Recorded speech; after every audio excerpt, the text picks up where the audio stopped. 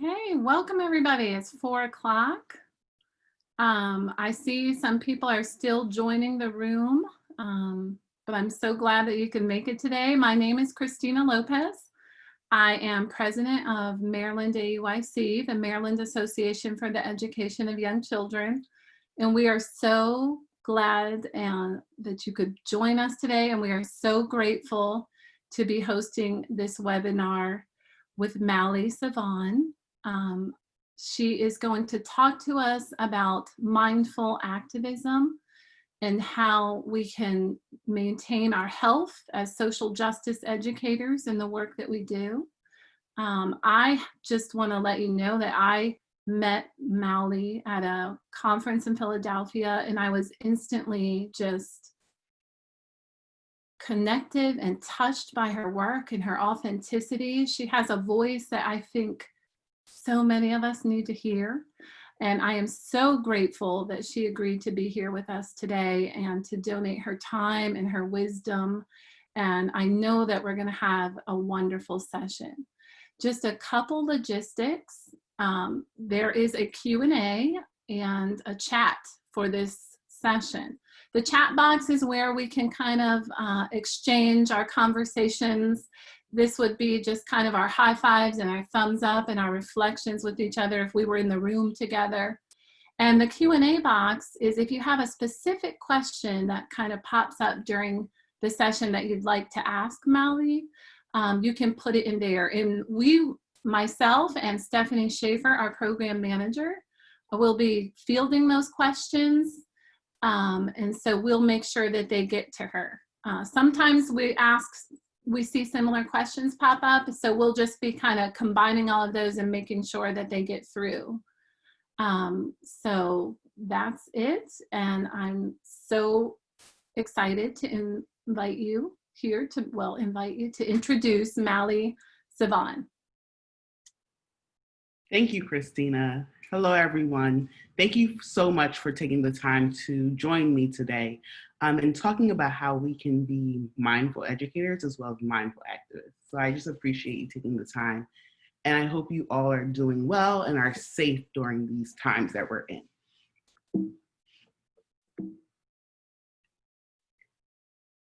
The title of the presentation is Mindful Activism, and it's really focused on being healthy social justice educators. Many of us work in settings where we are really impacting the lives of children for the better. And we are trying to change the trajectory that their lives lead to. And so a lot of us have some strong feelings about some of the social injustices that impact our children.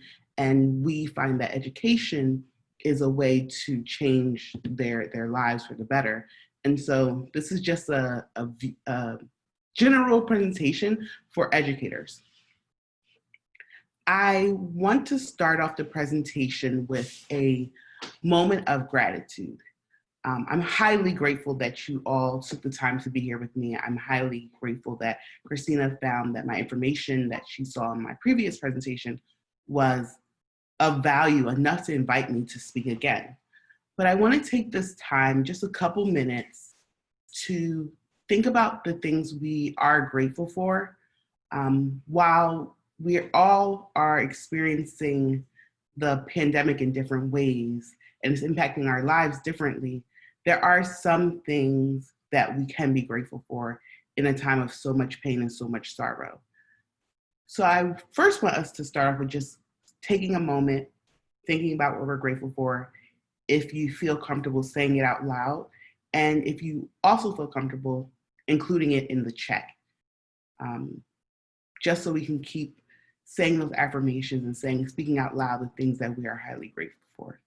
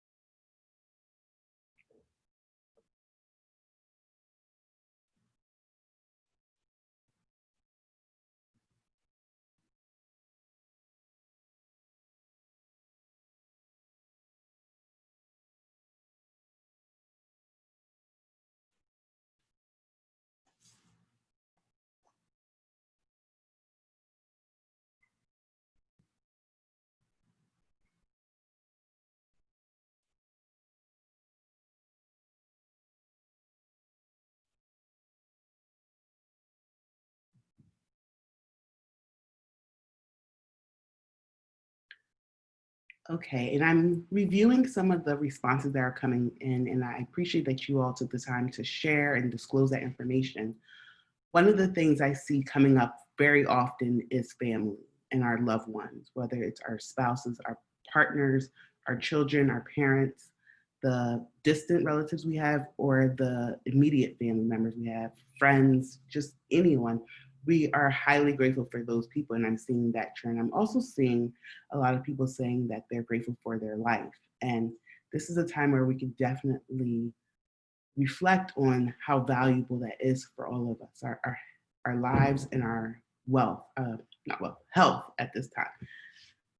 So thank you so much for participating in that. And I challenge you to start every day with just identifying one thing you're grateful for in the morning or later in the day. And whether you want to write it on a sticky note or write it on a post-it that you add to your refrigerator, or if you have a dry erase board or chalkboard, you can write those gratitudes there and just have them visible. So as the day goes by and some of the challenges that come with being on continuous lockdown or managing, supporting other people who are also struggling, you'll be able to reflect on some of the positives that are currently taking place in our lives. So I am, like you all, an educator. So I start every conversation with a couple expectations. I I do it in every presentation, and I feel like it's because I've worked in early childhood for so long. We kind of want to give a pace for how we're going to continue the day. So I just want to include that here, and then walk through what they are. So the first one is examine judgment. Judgment happens all of the time, and we're going to have some difficult conversations around the experiences of children who come from marginalized communities during this conversation. But I ask that everyone examines their judgment. Sometimes we hear things and we may not feel that the data is accurate, or we may feel that the data is highlighting something that's not relevant. Whatever the judgment is, it's not the goal to not have the judgment, but rather to examine it and figure out where is it coming from, what's supporting this judgment, and then how is it impacting our work moving forward in our behavior. And so that's why it really talks about examining our judgment. And this is something we do throughout our days when we're working with everyone around us. We're stopping and we're saying, okay, wait a minute. Why did I feel that way? Or why did I respond this way? The second one is maintain confidentiality, especially in this setting where you can see each other's first and last names. So we're all communicating with each other. We shared some of our thoughts. We ask that you maintain confidentiality within this group. We're all in the state of, well, I'm no longer in the state of Maryland, but I was, but we're all connected to each other because we're in the state of Maryland or have a connection to the state of Maryland. And we just want to make sure what we talk about in this safe space remains in this safe space. And then the last one is just be present, which is challenging because right now we're in our homes and some of us have children, adults that we care for, animals that we care for, all in our space. And so it's easy to maybe get distracted, but I ask that you try as much as possible to be present, even if you're not physically looking at the screen, just being reflective of what you're feeling and what your thoughts are during this presentation. So I just ask that you be present.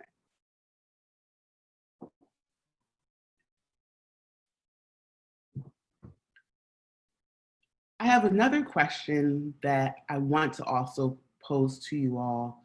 What are your hopes for this workshop? I'm just going to give another minute to see if people would like to share what their hopes are in the chat so I can make sure that I can fulfill them as much as possible in the time that we have together. So let me open up the chat just so I can see if there's any topics that everyone wants to make sure they're able to gain access to.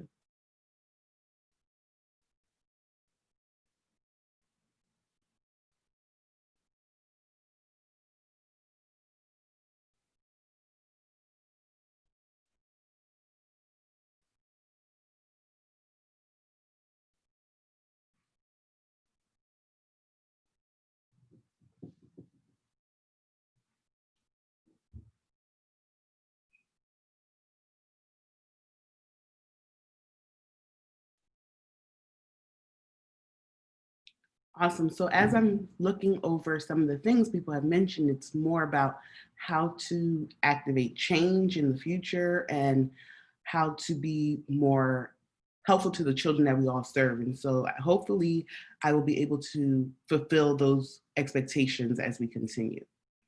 If there is a question or a topic that you would like more information on as I continue, feel free to email me and I'll have my email at the end of the presentation. Any questions or comments that you have. This is always a continuous conversation. This is definitely the educator in me coming out again. So I have an agenda of how we're going to continue. We're going to talk about social justice within school discipline, which is one of my focuses. We'll also talk about culture and practice, burnout, focusing particularly on teacher burnout, and then we'll end with mindful activism and what that really looks like. So just to start off with an introduction of who I am, my name is Mawule A Sevon, and both of my parents are actually immigrants from West Africa, so I consider myself West African. Gender-wise, I'm a woman, and my racial identity is Black and African American. I definitely consider myself an activist, and particularly for children, and I'm also an educator and a clinician. I'm a school psychologist by training, as well as a behavior analyst. I usually start with this slide, because it helps people understand where I'm coming from with the information I provide and how my life shapes my views of the world. It's also important because our identities and all of our intersecting identities and cultural experiences really shape the work that we do with children. And we know our children come with their own salient identities, cultural backgrounds, and experiences. And so we have this wealth of experiences in any setting, especially a classroom, because there are multiple children, there are multiple adults, and we're all sharing this space. But it helps us all see how we're coming to this time with different lens. And you can see it's not just one lens. I listed here 5 different lenses that I wear at any given time, on top of my eyeglasses. Okay, so let's look at this slide. You probably have seen it before, some of this information, but I want to add a little spin to it. So traditionally in education, we talked about equality and ensuring that every child received the same thing. So they all got whatever the intervention was, whatever the service was, whatever the item was, they all received the same thing. But recently in education, during the last few decades, we've changed the conversation from equality to equity, and giving children not all the same thing, but giving every child what they need. And so that may differ because we all need something different, which is visualized in this image. You can see with the equality, everyone received the same height adjustment, regardless if they needed it or not. It's just the same thing. And unfortunately, to see from this example, some people have still experienced a barrier, even with that equal adjustment. But in the second image, there's equity, where everyone got what they needed, and now everyone's able to see, and no one's having to suffer behind the barrier, which is the wall. Everyone can see the soccer game. But our goal now is to move towards justice. And justice is the removal of whatever the barrier is. And when we think about education, historically, there have been many barriers, which is why a lot of policies have been put into action. And a lot of us have changed our educational practices within our classroom to ensure that we are not creating barriers in our classroom. As a school psychologist, assessment has traditionally been a barrier, but now we're putting in a lot of work as school psychologists to change how we use standard assessments so that it no longer becomes a barrier for children to be successful. And so you can see how we've changed our conversation to what we want for all of our children. I do want to add one more caveat to this image. in this image, there's still one small flaw. And the flaw is that the barriers and the people are connected. So the people have somewhat presented their own barriers because of their height. But we know when we talk about children who come from marginalized communities, whether it's racial marginalization or ethnic marginalization or different gender or sexual orientations, the barrier isn't because of the person, the barrier is because of the system. And so a better example of that would be if all of these people were designed and the same height, they were all the same height tall, whatever the height is, maybe 6 feet, they look about 6 feet. So if they were all 6 feet tall, but then the ground wasn't leveled. Some people were on a hill, some people were in a ditch, and some people were just on a leveled ground. Then we could see how the system or the ground has created the disparities and the barriers that's connected to whether people are able to access what they need, which in this example is viewing a game. I want to make sure that's clear and that made sense. So I think there's a way for individuals to give me a thumbs up or just put in the chat, makes sense, got it, understand, just so I know. That's awesome. I see some names that I recognize actually, which is cool. Mally, this Yeah. is Christina. There was a question in the chat that came up. If you could just extend a little bit more explanation between the difference between equity and justice. She wasn't noticing the change besides the color. Yes, so in equity in this image, I'm sorry, let me go back. In the image, there's a fence. They're not able to see through the fence, so that's the barrier. But with injustice, they made the fence no longer block their vision.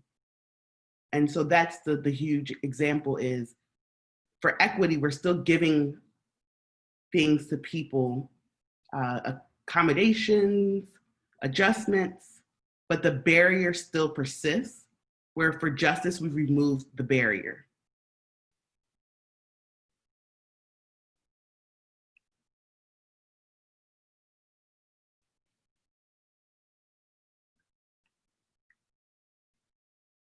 Great. So I see people are getting it and it's clear. And awesome. So let's continue to move forward. So one of the barriers I usually talk about when I'm talking to educators is school discipline. Most of my work clinically and professionally has been around school discipline.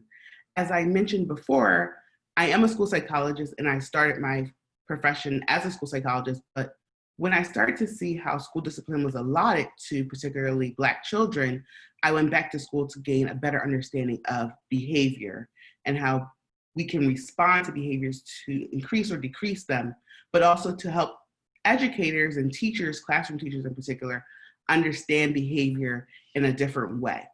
So let's look at one of the barriers that's really alarming. So here's a number that's really high, 47%. 47% of Black preschoolers are suspended from school, but they only represent 19% of the population. This is across the educational continuum. When we think about early childhood, we know that children in pre-K3 and pre-K4, according to our data, are nearly 3 times more likely to be suspended compared to children who are in K-12 programs. So because you all are early childhood educators, there's a lot of work that you all have been doing to really change the trajectory for children and improve their lives, which is why I've been so focused on early childhood for some time now. But this number is very alarming because when we often talk about school discipline, many people, maybe not you all in this room because you're early childhood educators, but many people think of secondary education, whether middle school and high school students. But our real problem right now is preschool and how preschoolers are being treated. There's a lot of research on this topic, and I've included in a guide that will be given to you all at the end of the presentation a lot more resources if you want to investigate this a little bit more. And so this is an example of one of those barriers we need to reduce. The reason why I'm considering it a barrier is because of this phenomenon that we all have heard about in the past in some capacity called the school to prison pipeline. So here's a simple visual where we have the school and then we have incarceration. And some of the factors that contribute to this pipeline is school arrest, zero tolerance, disproportionality. Disproportionality is disproportionate rates of eligibility for special education or the underrepresentation in special education, particular categories.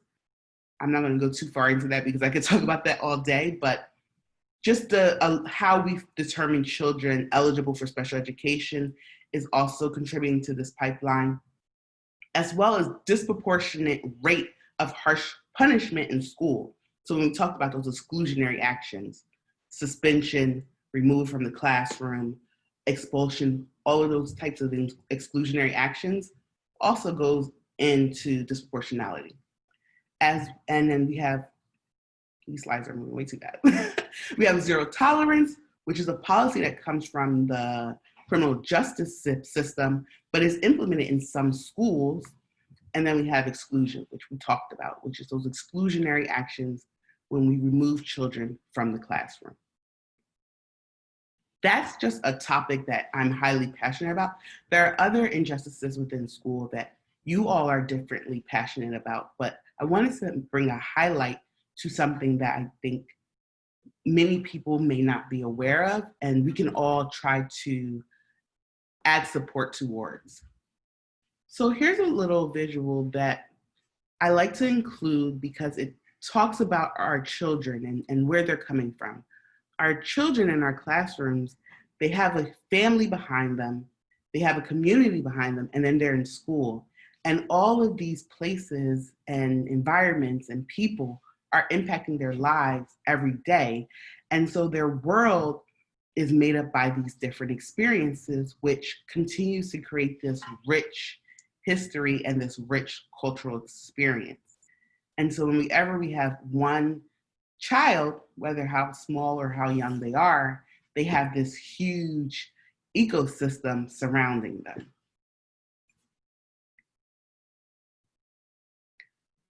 This is important because I love to say that cultures are developed as a way of survival. Our children are coming in with all three of these backgrounds and even more. Maybe they have different nationalities. As I mentioned, my parents are both immigrants. So I had my family, school, community, but I also had my parents' native nation, their native culture, and that even expanded across the globe. And so we can see that those all impacted me as a child, me as an adult right now. And all of those traditions and experiences and lessons and rules and values that we develop and we know as culture are parts of the way we design our lives for survival. And so we can think about our children that we may have raised and how we taught them lessons throughout their lives so that they can be safe, healthy, and do well. And a lot of those traditions were passed down to us from our parents and our grandparents and all of the ancestors who came before us.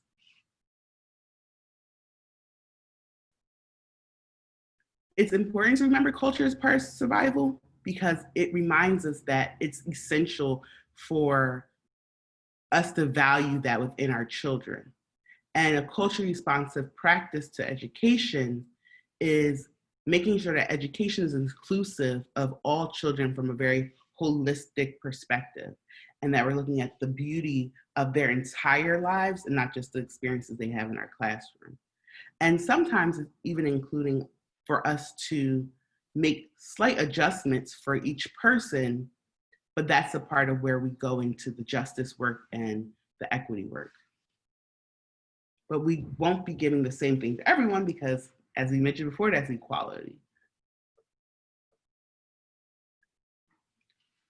In the previous slides, I did start off with my identity. And so I added another slide here where I want to break down identity and why I felt it was so important for me to start off all of my presentations with my identity. because it's who I am and how I move through the world, but it's also how I think about myself, which is why identities are defined by the person and not the community. My identity is also impacted by how I'm viewed by the world. And so we understand that sometimes your perception of the people around you and the children we're working with will impact how they view themselves. And so we want to be very cognizant of that and very mindful of that. And then there's also the characteristics that define you as a part of your identity, whether it's your race, your nationality, your gender, your educational level, your career. I know for me, I'm an educator, and if I could wear a shirt all day that said educator on it, which I have a couple, I would, because I think that's an important part of me, defines who I am. When I see my friends' children, I rather talk to the kids than the adults because I just like working with children and talking to children and playing with children. I feel like some people here can relate to that. So let's move forward. Another topic that's important to talk about with how we approach children from various backgrounds is bias. A lot of the overarching issue of school discipline is really produced by the issue of bias within our nation. It's not just a problem within education, it's a problem throughout our country that's spilling into our system of education. And so we have to examine the bias that we all have. This is highly impacted by our mental health and our mental well-being. And so there's a lot of research actually about how mindfulness can be helpful in reducing bias. But before I jump into that, let me just explain what bias is. There are two types of bias. The first is explicit bias, which is conscious, intentional, and you know you're engaging in it and you mean to do whatever the behavior attached to the bias thoughts. But implicit bias is a lot more lethal and is unconscious and involuntary. The person engaging in the bias may not even realize that their behavior is impacted by a bias response. But at the end of the day, both of them cause harm, particularly harm to our children for the purpose of this presentation that we're talking about, is how we impact the lives of the children we're working with when we present bias or we engage in a biased way. Now, bias is something that we all have. We have a history of. And the goal is not to think of individuals who engage in biased ways as a good, bad binary, because that makes it harder to work through the problem of having bias. But it leans to that slide that I had in the beginning where I talked about examining our judgment. Our job as people who are working to become less harmful in how we interact with people is to examine our bias and examine where the bias is coming from and how it's impacting our behavior. A couple more important factors related to implicit bias is that implicit bias is pervasive. Everyone possesses them, as I said, even people who are committed to being impartial or committed to anti-racist work could still be presenting or experiencing some type of implicit bias, which is why it's our job to stop, be reflective, examine the bias when it happens. Implicit and explicit bias are related, but they use different mental constructs, which makes sense because one is conscious and one is unconscious. And so you can see how there's a difference there. Implicit bias associations may not actually match or align with our declared beliefs. So we can out loud say something or have a stance against some of the injustices that are happening to a particular group of people, but we still may possibly engage in bias that is counter to that narrative that we subscribe to. So it is important to remember that component. We genuinely tend to hold implicit bias that favors our own group, but there is still research that shows that sometimes, because of just the history of our nation, we can still hold implicit bias against our own inner group. And so we can't say, oh, because I'm from this group, I don't have bias towards them. It's still possible. And it's still our job as the person who may be trying to change their behavior to just examine them when they pop up and see where they are. And the final one is, and the most hopeful, implicit bias is malleable. It's possible to overcome the biases that we have. We just need to do work towards changing our thinking patterns and engaging in de-biasing techniques so that we can think differently. And as I mentioned before, mindfulness and being a lot more mindful and a lot more intentional is a big one. Now, the reason I talk about mindfulness so much is for two reasons. We work with children who have various experiences and sometimes really need us to pour into them. But when we don't take care of ourselves as educators, we are unable to pour into the children we're working with because we don't have anything else left to pour into them. And so in finding a mindful practice and a way to be a lot more mentally healthy is really important because it can change how we interact with people who come from different backgrounds. It can change how we interact with our children in our classrooms when challenging behaviors occur or challenges of any sort occur. But it can also ensure that we are able to show up for them each day.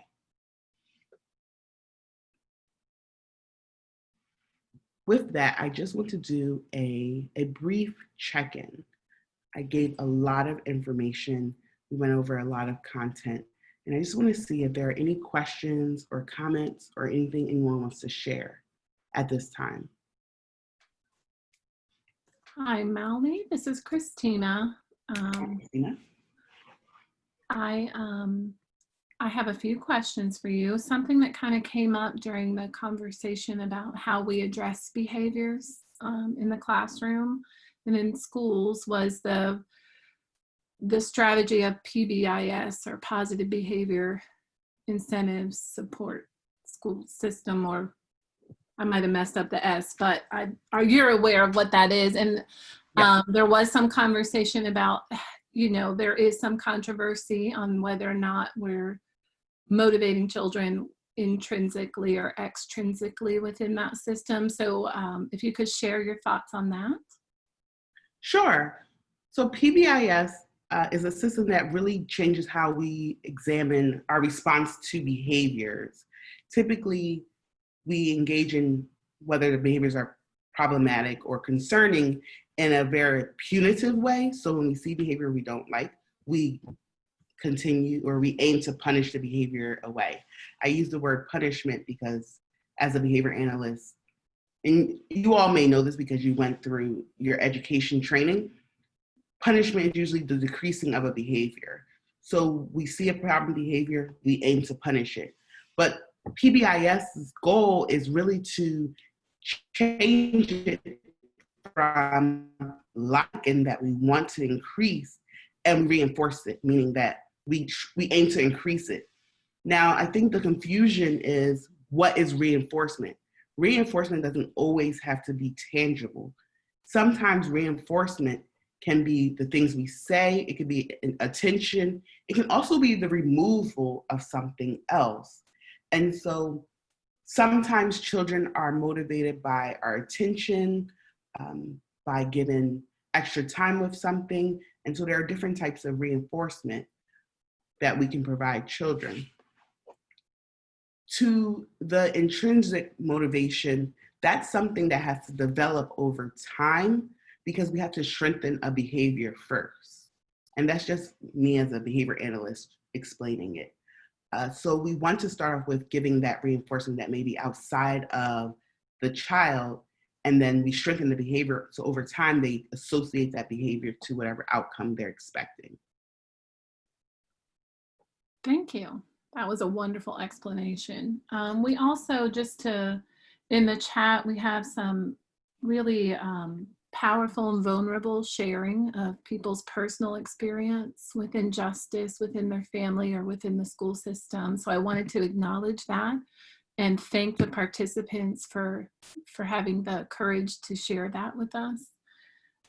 So they are definitely connecting with, on a personal level with what you're sharing. We also had a comment about when we look at behavior, the need to assess the barrier before we assess, looking more at the barrier than at the child or at the specific behavior. And one last question about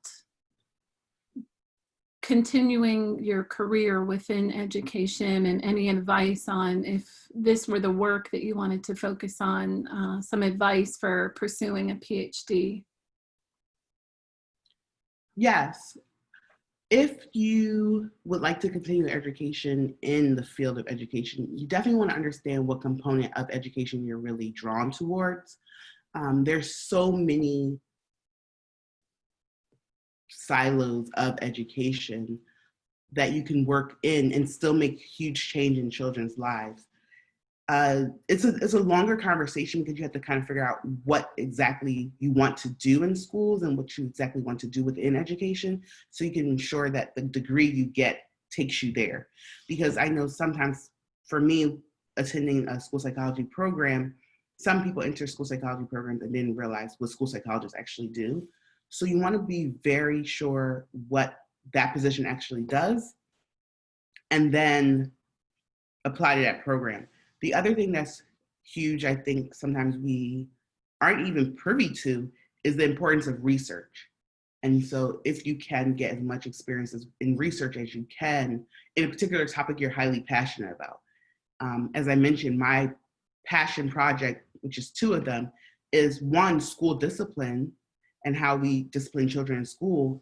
But as I've worked in schools for years, I realized we're not taking care of teachers. So I kind of went from school discipline to, but what about our teachers and how we support them so that when they do experience challenging behaviors, they're okay enough to deal with it. Because a lot of our teachers are very stressed out because the job is hard and we're not supporting teachers at all.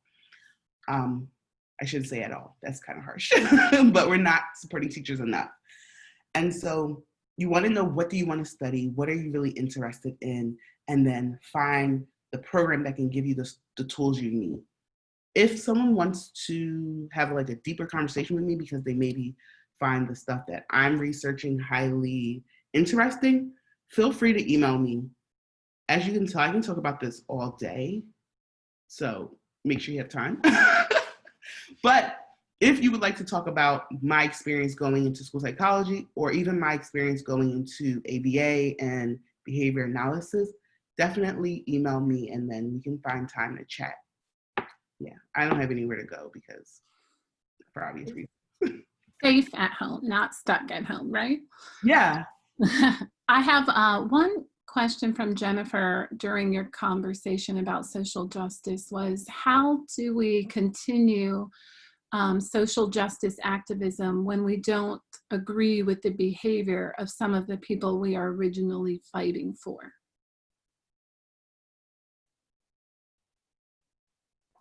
That's a hard question because it has multiple components. So if you are within that group, then it's fine to critique how other people are engaging in the social justice work, but also see how you can make impactful change in the way that you find the most acceptable, and then finding people who are in that group who feel the same way.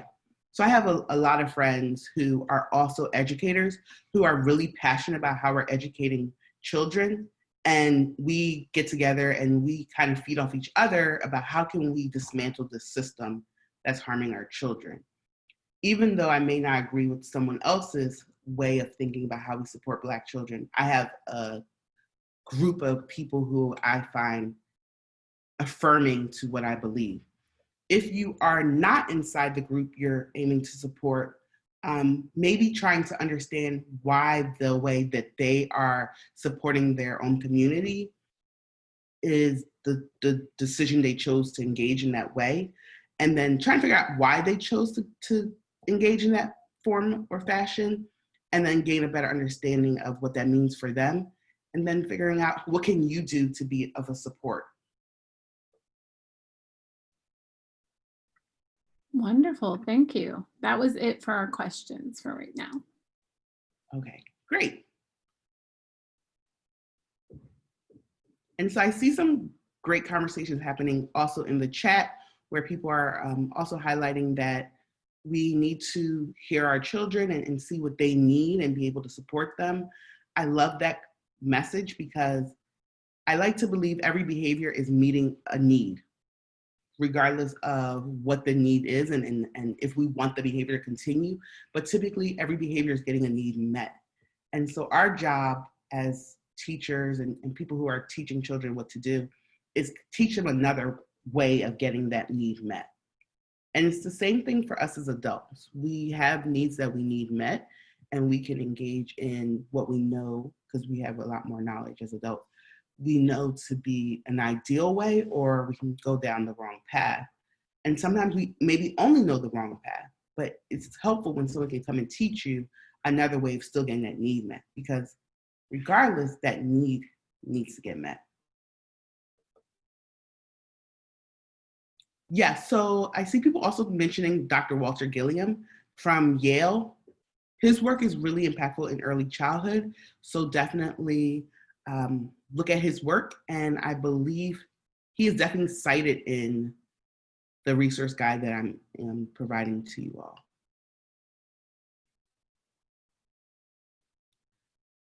Okay. And there's a couple books also in the resource guide that I included for you all to read at your leisure whenever you have time.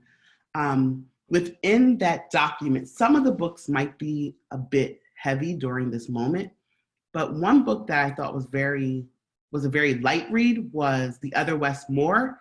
And because you all are in Maryland, he's actually from Baltimore, and the stories, most of the book takes place in the Baltimore City area. Some of it's Baltimore County. Yeah, most of it's, I don't remember. I feel like most of it is in Baltimore City, and then some is in the county, but maybe most of it was in Baltimore County and some was in the city. But it's a really good book, and I think because you all are in Maryland, you'll be able to connect to some of the locations. Someone said most of it's in Baltimore City. Thank you. The title is The Other Wes Moore, and it's on the list that I gave you. It's actually the last book listed. The author's name is Wes Moore, and the book is called The Other Wes Moore, if that helps store it in your memory. So let's move forward. I have a couple more slides, and I hope this information is very helpful. So one of the topics that I am currently researching more in depth is burnout, the experience of burnout for teachers. And when you want to see some of the symptoms of burnout, I've just listed them here for you. You have to be kind of reflective of yourself and see what's happening within your experience. One of them is a change in mood. And right now we're in a crisis nationally, so we all have noticed in ourselves a shift in mood.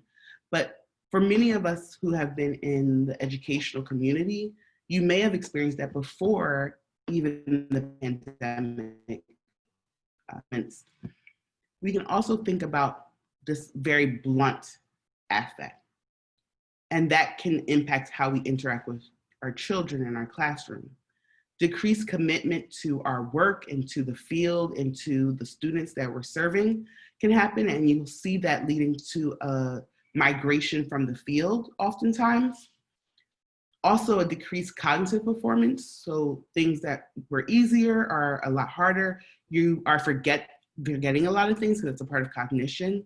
You can also experience difficulties with sleep, maybe difficulties with eating or increase in appetite, but just changes to your eating habits and sleep habits are also indicators of maybe possible burnout, and then a higher risk of physical and mental ailments.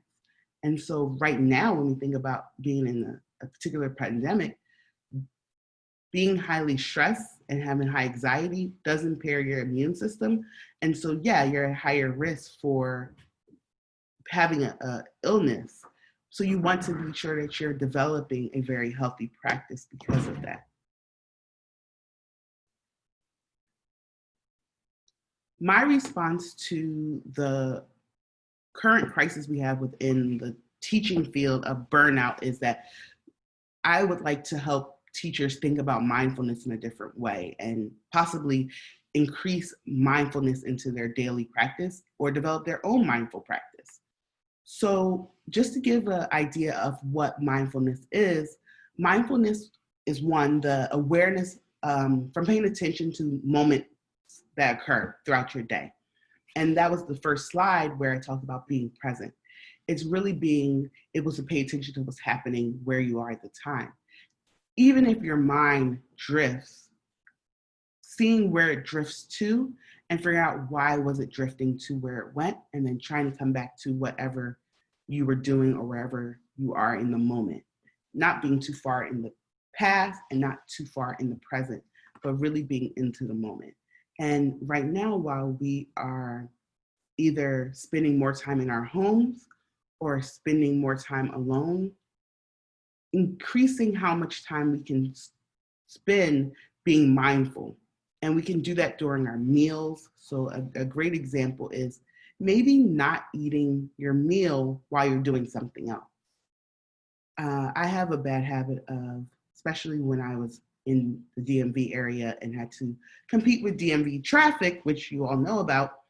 I used to eat a lot in my car, so I would eat breakfast in my car because the commute was so long. That's not the best way to eat a meal because you're not intentionally eating the food, you're not intentional about what you're eating, and because you're engaging in something else. And so if there's a meal that you can have once a day, once a week, or every meal, however many you can do, try to have that without any other distractions, no TV, no Facebook, just eat that meal. And then if you like, over time, maybe use a candle and have your meal with a candle and just be present in the time of what you're eating. Another good example is sometimes when you're driving and you're on a commute, have that moment in silence. So maybe have a couple minutes where you turn off the radio and you just drive without sound if possible. All of these suggestions are for you to do when you can, because it's not possible to do all the time for everyone. Everyone's lives are different. Sometimes people are in a car with someone at all times. Sometimes we're taking public transportation, so we're with someone the whole time, but just trying to throw in moments of mindfulness into your daily routine. And then the last part is we're just moving through each day, acknowledging events and emotions, acknowledging what happened and how you felt about it, and not trying to suppress it, but allowing it to happen, think about it, and be present in that time and that feeling and that emotion. So here are some steps that I would like you to definitely think about throughout the days that follow this presentation. So mindfulness starts with this internal awareness. You're thinking about all of the feelings that are going on within yourself and just being mindful of them and being intentional and reflective of what you're feeling. You're also increasing your mindful processing. Whenever you're thinking about something or completing something, you'll be able to be a lot more mindful and intentional about those processings that happen throughout your day. You'll focus on moment to moment. And so, like I mentioned, not too far in the past, not too far in the present. And then gradually, you will build your capacity. And so, there are a lot of apps around meditation and increased mindfulness. They start off with maybe a 1-minute meditation. And then you can build up until you're doing 2, 3, 5, 10, 20-minute mindful meditations. And then there's some times you can go on meditation retreats where possibly spend an entire weekend in silence. That wouldn't be the best first step to complete a weekend of meditation in silence at a retreat, but just starting off with maybe one moment or just having your meal. Maybe every meal, every day of the week won't be ideal. It may be too much, but possibly starting it off small and gradually increasing it. My final slide to you all is that we can continue to work together. And this is a great way to end, because when I started off and I asked you all, what are you grateful for? A lot of you all mentioned people you love.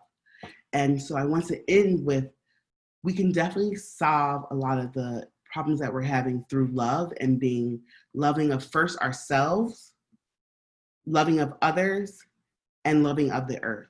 We have a planet that unfortunately is suffering, and you can also add that into your mindful practice of trying to reduce the amount of waste you produce, and your impact to the planet. So I've really slowed down, talking about baby steps, slowed down with how many times, if I do go to a coffee shop, I no longer use their single use cups. I'll bring my own.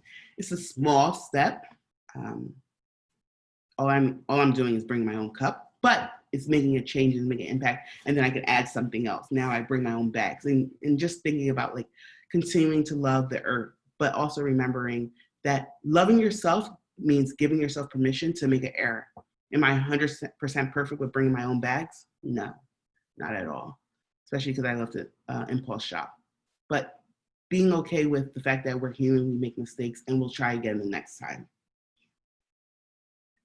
So I want to end this with homework. I'm such an educator. I started with expectations, now I'm giving out homework. But the homework should be relatively simple. There's 3 things.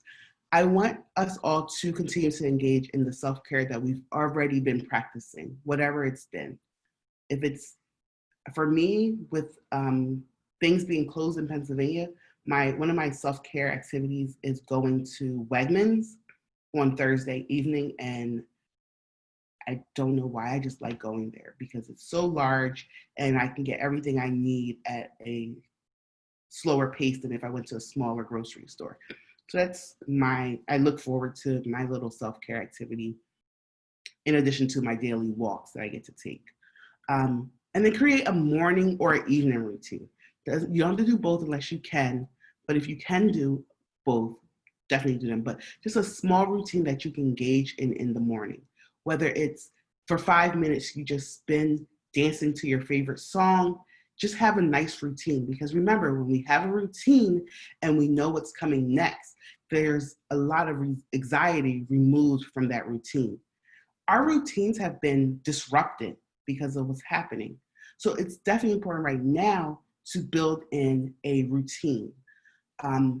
Whether you're waking up at the same time or you have wiggle room within your time of wake up, but when you do wake up, trying to engage in some type of routine is really helpful. I know there's some things I've been doing that I was doing before we were asked to stay home, and I find joy in being able to do those things because they were things I was always doing during my typical routine.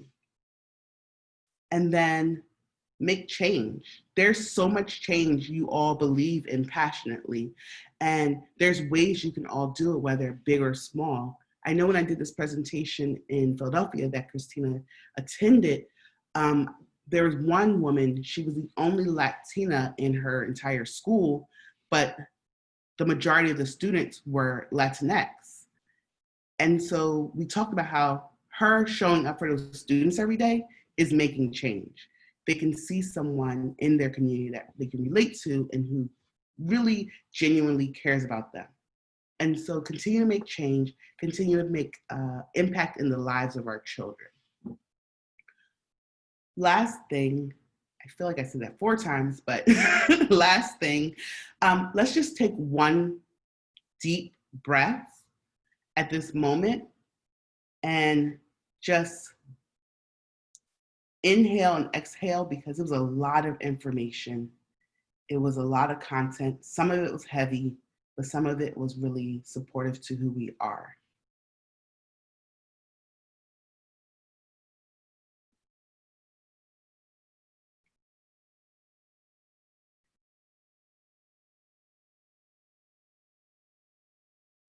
Great. I'm glad you all took a deep breath and breathe in and breathe out.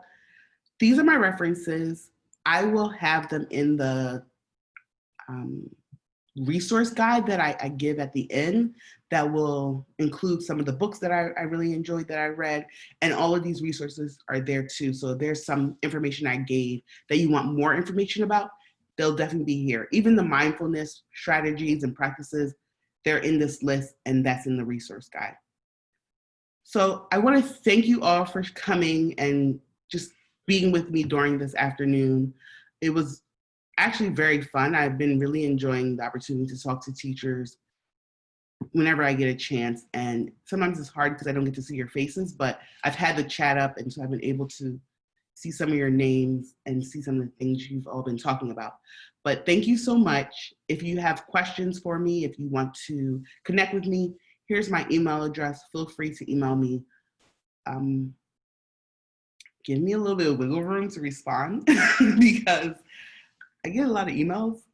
But I always respond to everyone as fast as I can. And I try to check the junk mail as much as possible. But if there's any questions, feel free to ask me them here and now if you want. I'll stop talking because I only have 3 minutes for anyone who has a question. Hi, Mawule. We had a couple questions before we go. One of them being, how do you kind of talk about this with coworkers when you feel that they themselves have some biases? How do you address that when it's in real time? And also what might go along with this is another question on, could you give an example of what implicit bias and explicit bias might look like in a classroom? Yeah, so a good example is, and this example comes from Walter Gilliam's study actually, is that, so when he did his study, he used an eye tracking device, and he asked teachers to examine a group of children and take tallies or mark any of the misbehaviors that they noticed. And he used the eye, but they didn't know that he was using eye tracking system. But what he did was he tracked their eyes, and he noticed that teachers were often looking at the Black children, particularly Black boys, more than any other cultural group of children. So I think it was Black boys first and then white boys. So boys are always just seen first. And because they were looking for misbehaviors, they caught misbehaviors. But what he also says in his study is none of the children actually were misbehaving because they were all little actors and they were all engaging the way 3- and 4-year-olds do. So that's a good example when we assume that someone's going to engage in behavior because of either their race, their ethnicity, their different abilities. I know children with autism spectrum disorder and any other type of intellectual disability or cognitive disability, physical disability are often perceived as misbehaving more often than children who are neurotypical. So that's a type of implicit bias. In relation to coworkers, it's often important to understand power dynamic. So if you're a supervisor, maybe you can recommend they go to additional trainings. That's always easier for supervisors. But when it's peer-to-peer, kind of having a more gradual conversation, I think, with people is helpful. There's a book I recommended called White Fragility, which is really good around teaching people how to talk to each other about race. But we have to remember that there's 2 things I want to leave off with.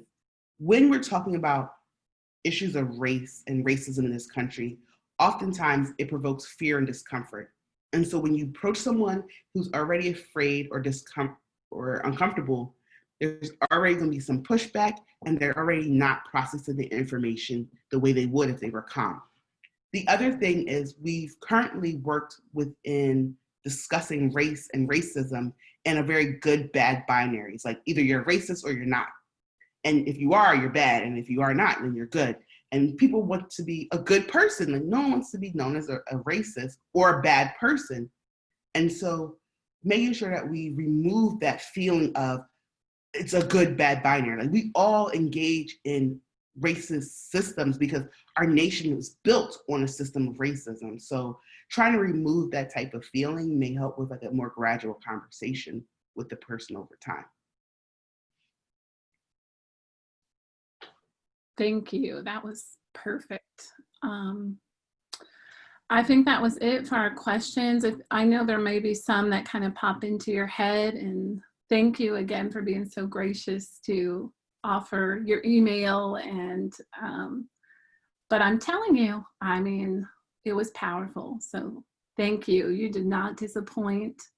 I just want to also let the participants know there was a lot of conversation about anti-bias, about advancing equity. This work is hard, and we're so glad that you were here to strengthen us, but the work is necessary. It's messy, and we don't always get it right, so that forgiveness piece is important, but it's important that we continue to lift our voice, and the more voices that we lift, then that barrier can come down, and I believe that it can. I believe that the fence can come down. And so I appreciate you so much for the work that you do. I thank you for being here with us.